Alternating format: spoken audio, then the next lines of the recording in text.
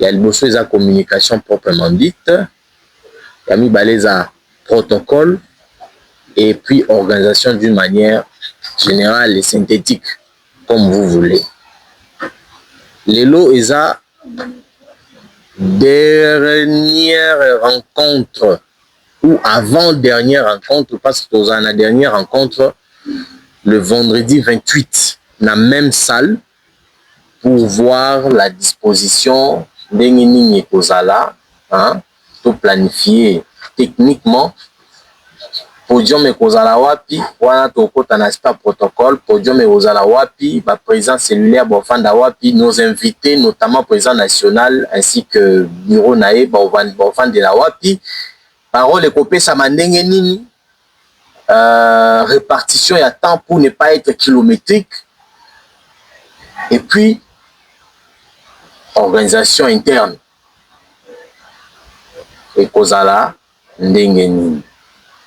Le qui n'a premier point, la ligne vraiment te recueillir l'information ils ont pratique. Hein? Les informations pratiques, autres qui qu'on accorder avec nos moyens de bord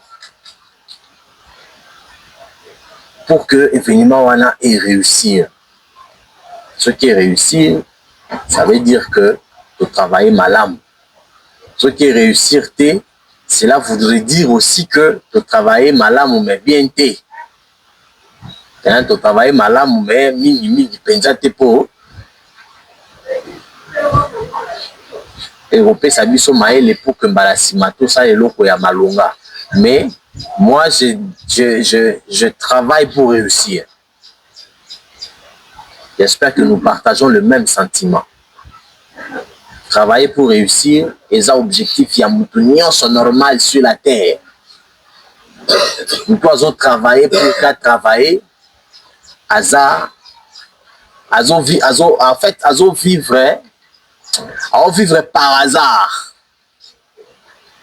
Nous sala doit travailler l'objectif qui a réussite dans tous les domaines de la vie. Il faut mettre la motivation, il faut vraiment vous engager pour que même n'importe quoi aux autres ils ont la réussite. Pape sa yo respect, pape son valeur, les locaux yo aux sala, aux autres réussir na yango.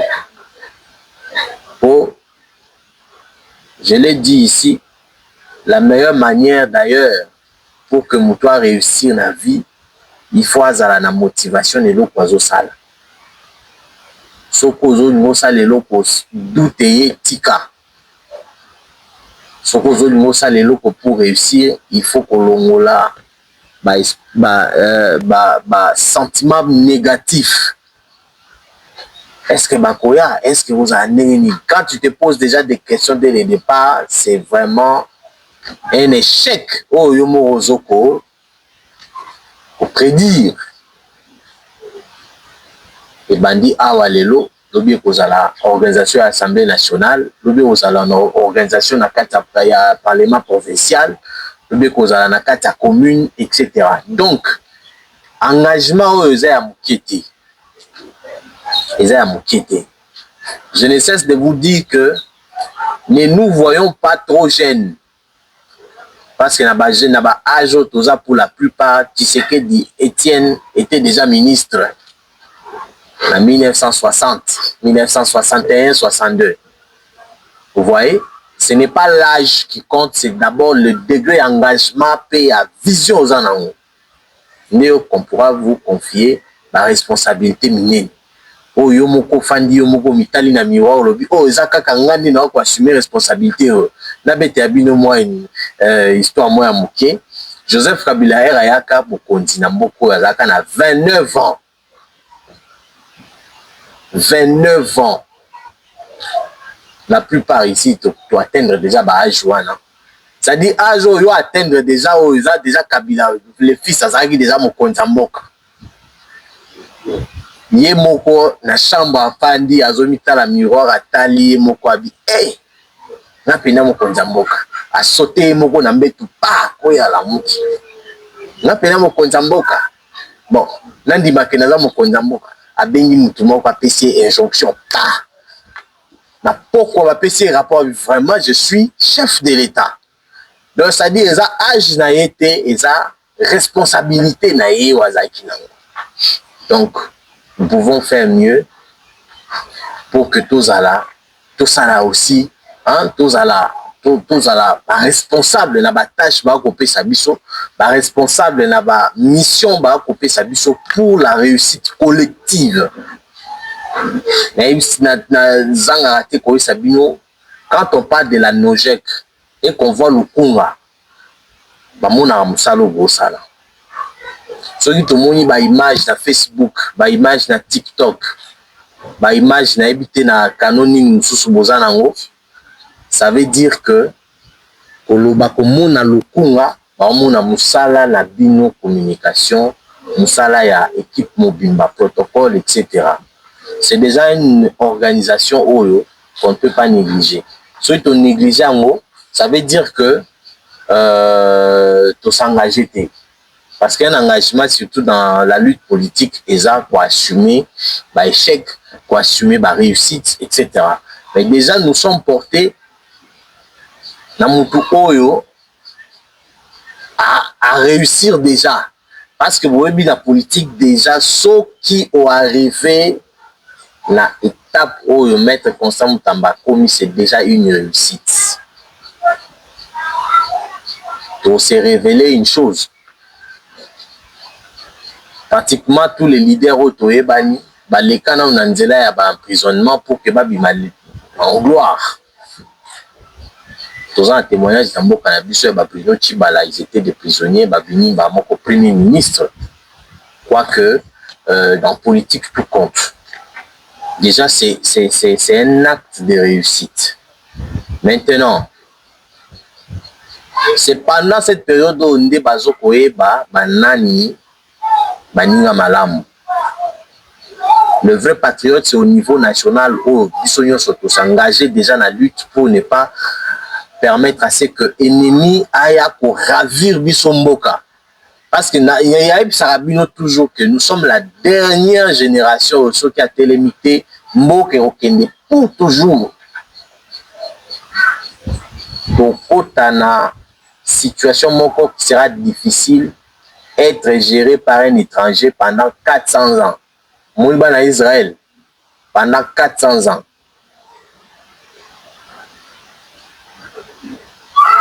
Bana Israël hein.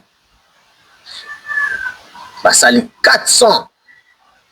Hein bah né bah content pendant 400.